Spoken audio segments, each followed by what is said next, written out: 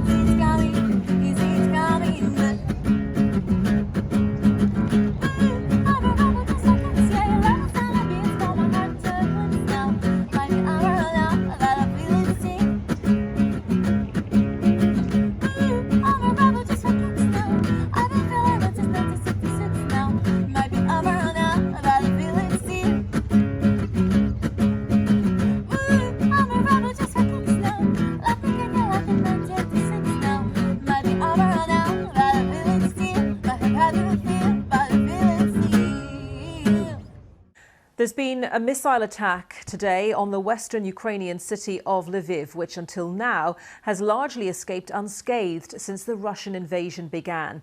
The latest reports say 6 people have been killed and 8 wounded. Residents spoke of hearing 5 explosions on the outskirts of the city, and smoke was seen rising from residential areas.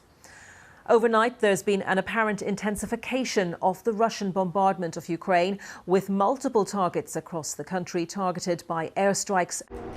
So I showed up in Lviv in the middle of the night, after curfew, under martial law, on the day of the missile strikes. This meant I had to move quickly and keep to the shadows to avoid being detained by the military. Not until I had actually gotten off the train in Lviv had I secured the address that I was going to and the door code to access it.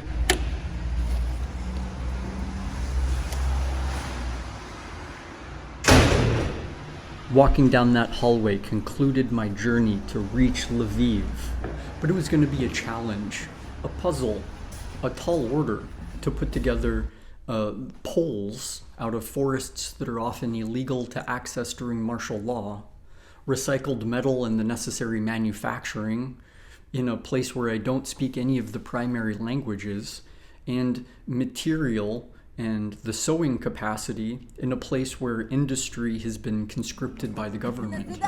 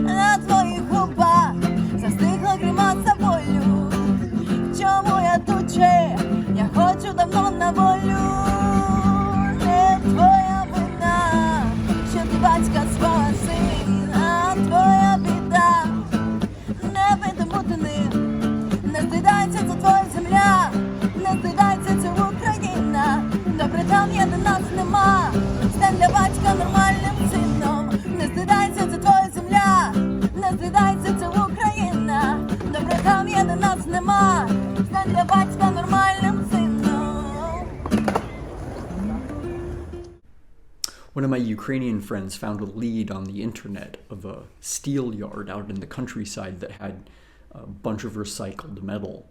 So 4 of us took a bus out into the countryside, 2 or 3 hours. We rode on this bus, stopped at checkpoints by the military. But when we got to the town, the owner of the steel yard came and picked us up from the bus stop drove us out to the metal yard, showed us around. The employees had all left to go fight on the front lines in eastern Ukraine, but the warehouse had every piece of metal that we needed for this project.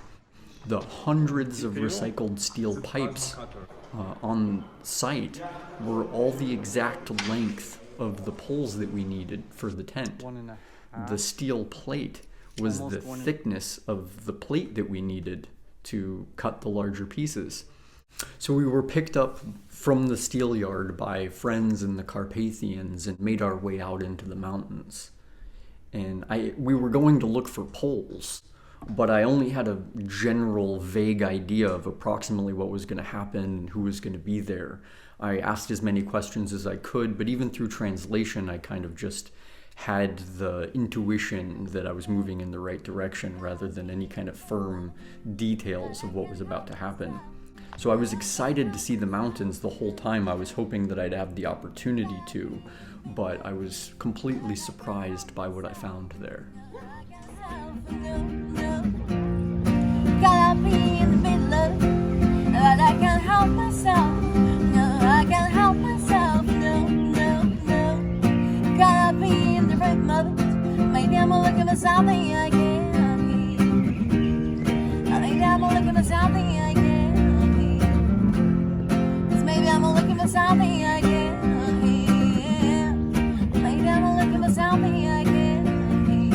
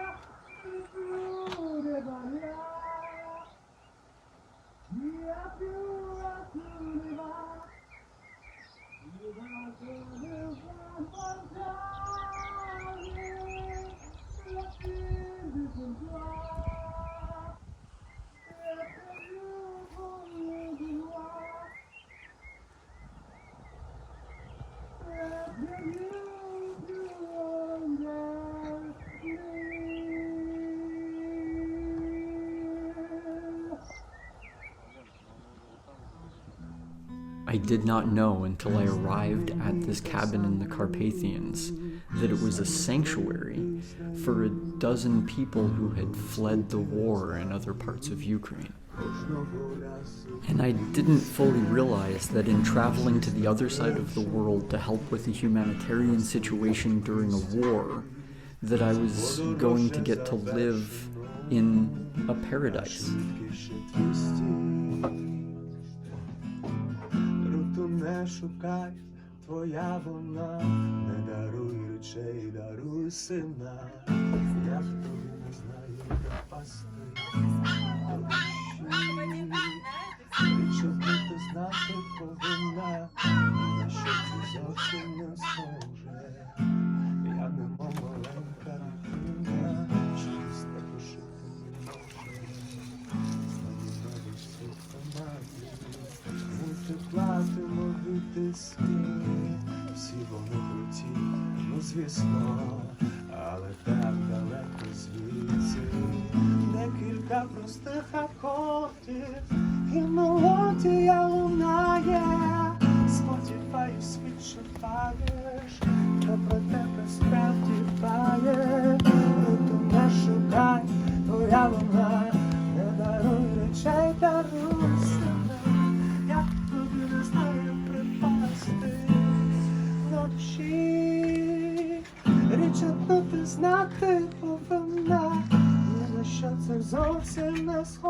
може, я немов маленька дитина, що без тебе жити не може. Тебе нема людей колапс, розмір їх обрядів замалий. Більше всіх світах твоя була, і нарешті стрілись на землі. Ну не закінчився наївний сон. Твоє на планеті проти всіх. Не дивись на них, не слухай їх. Це лише між пальцями пісок. Руту не шукай, твоя луна. Не даруй речей, даруй сина. Як тобі не знаю припасти до душі. Річ одну знати ж повинна. Ні на що це зовсім не схоже.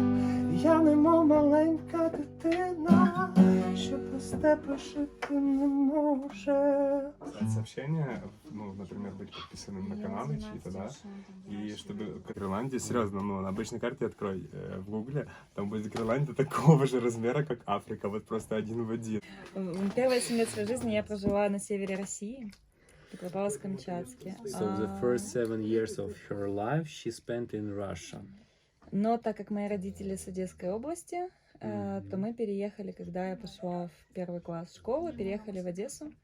И с тех пор я жила в Одессе вот до, как это, 3 лет последних. So when she was about 7, they moved to Odessa because of parents have roots from there. And from 7 years old till 3 years ago, she spent in Odessa. How did it start that all of these people came here from different places? Как так сложилось, что здесь появился этот дом, и сюда еще и приехали всякие разные вот такие вот интересные люди? Как так получилось?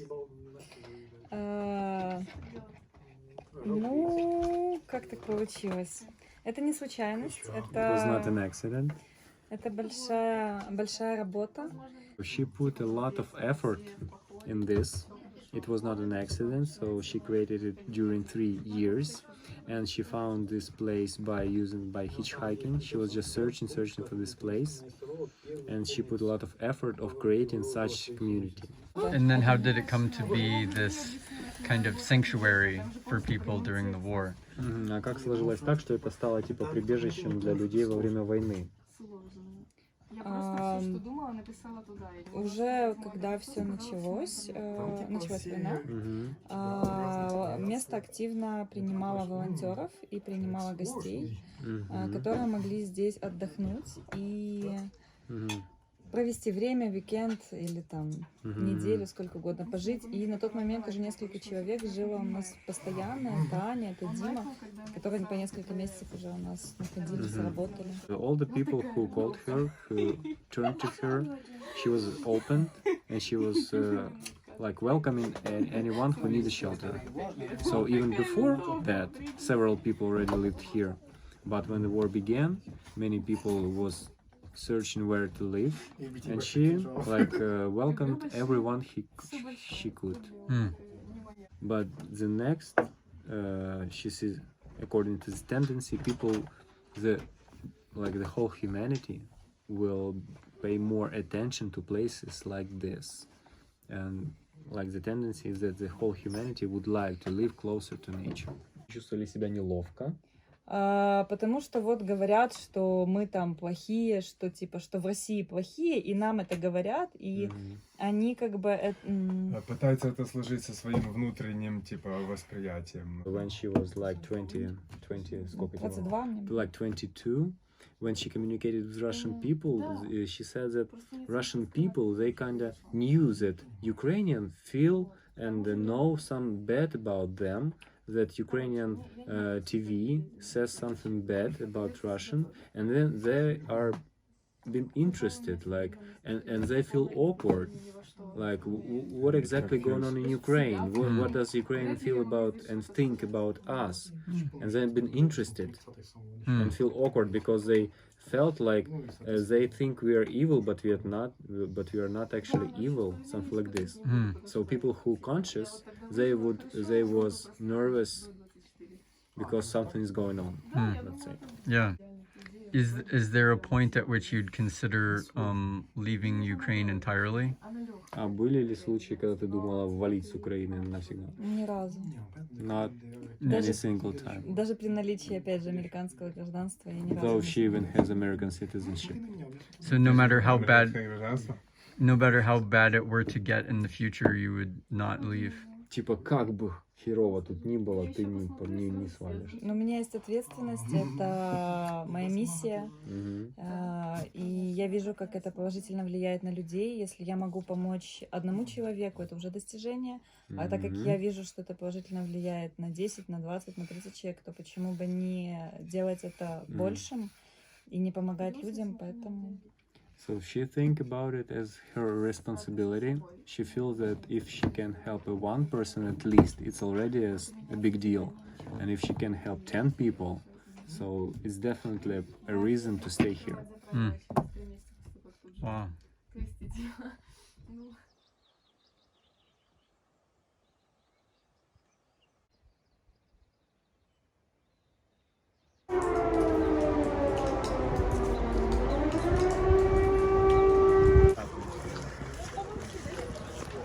It's just saying to go to a bomb shelter over and over. Oh,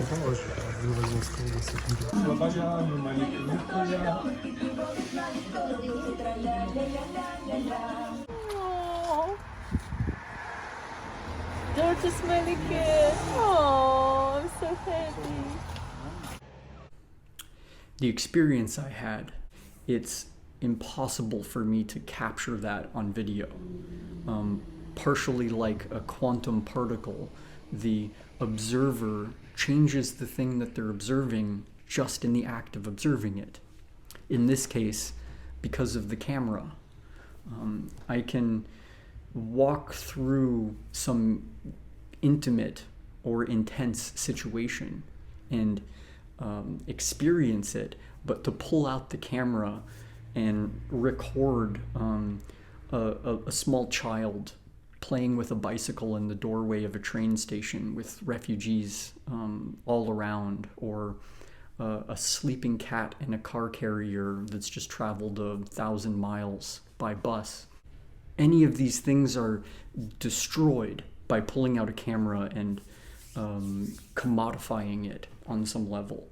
But at the same time, I have to relay to you what the lives of people are like in the situations that become two-dimensional on the news or in statistics, and why it's necessary, why it's a worthwhile use of time to participate, to help, to alleviate, to create some relief in situations that we might otherwise feel powerless to engage with. We're from Ukraine, from Kiev, and here we are for 2 months. Yeah? Yeah, Krakow. Yeah, we're professional musicians, and now we're here playing some music for Polish people, for tourists, and we want to make some money to help our families in Ukraine.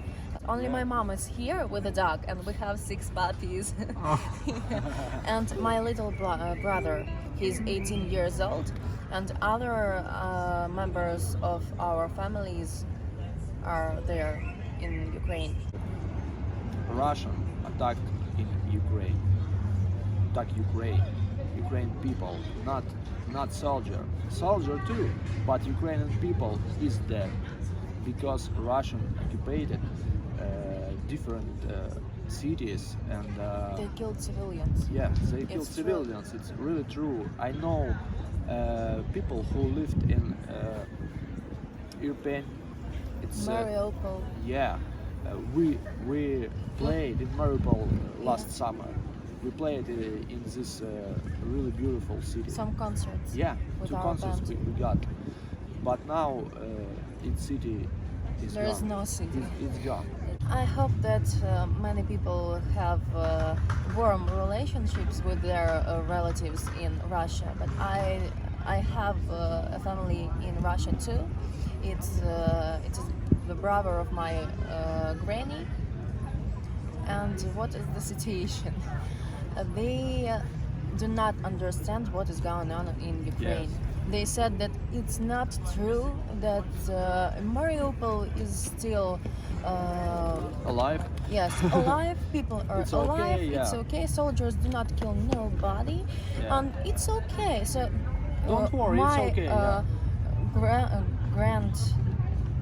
grandfather in Moscow, he said that my sister lies.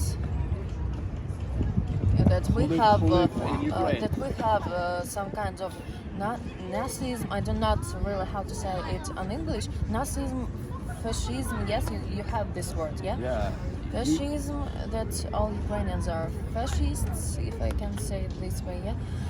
So I can't talk with them. Wow. I can't. My granny, she talks with them because no, I can understand her. It's her brother, but I can't. Yes. It's too hard. I want to say thank you to all the people who help Ukraine. Really, in this situation, thank you very much, guys. Thank you for your support, for your love, for everything that you do. Thank you. I went to Ukraine to learn about what was happening, to experience the place firsthand, to get to know people who were living in a country at war, and to build these ARKs to try to help out with the situation. Just logistically, this was wildly successful beyond anything that I had imagined, that every element of the manufacturing has been established, from locating each of the necessary materials to finding places that can fabricate them into the necessary components.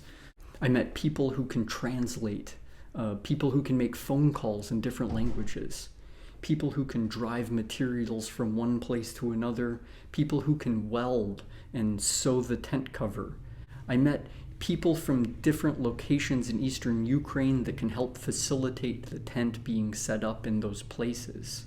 I even met the city architect for Lviv, and he took me out to the place where they're building the third refugee camp for the city and showed me where he'd like me to set up the field kitchen.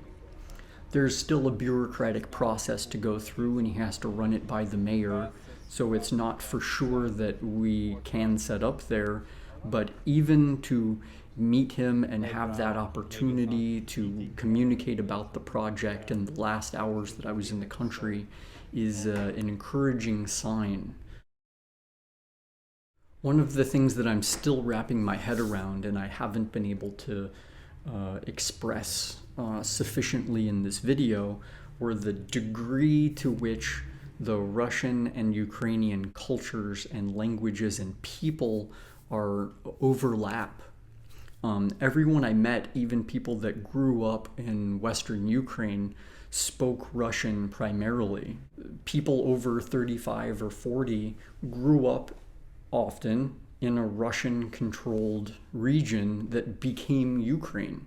There isn't even a mountain range separating them. There aren't other people in other places. We're all just creatures who've built a society on the membrane of a lava droplet orbiting an explosion in the vastness of the void. We're in this together.